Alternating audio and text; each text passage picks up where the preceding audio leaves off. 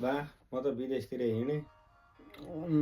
कानंतर जमिन जोडियो ठुक्रे गएर खाए जति पनि छ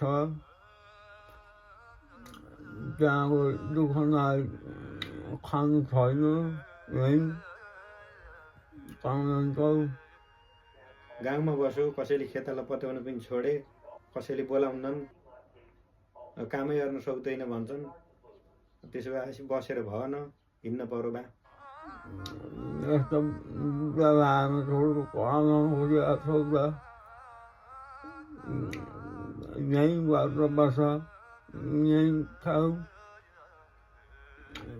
भैँसी पाल, बाख्रा पाल, कुखुरा पाल, त्यही गरेर खाऊ।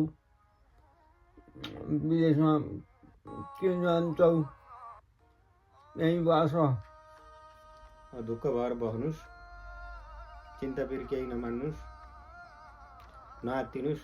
क्यारम हिँड्न पर्यो, नहिँडी भएन के अरे। साउले ऋण पनि पत्याउँदैनन् बा।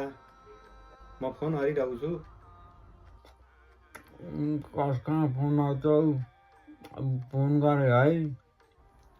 तल्ला गएर अहिले यहाँ कहाँ फोन गर्छु। एउटा बिहाहरू छोड्यो भए हुन्थ्यो।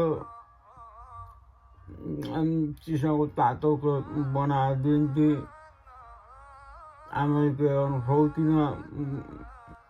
बिहा हारेर जान हुन्थ्यो।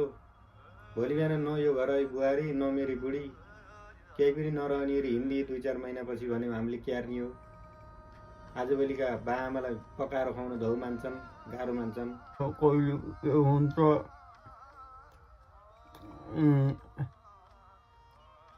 आमा पनि बिमारी छ। दबाई पानी समयमा खानु होला। हुन्छ त नि, गाडी आयो, म त हिँडेँ। राम्रै गए,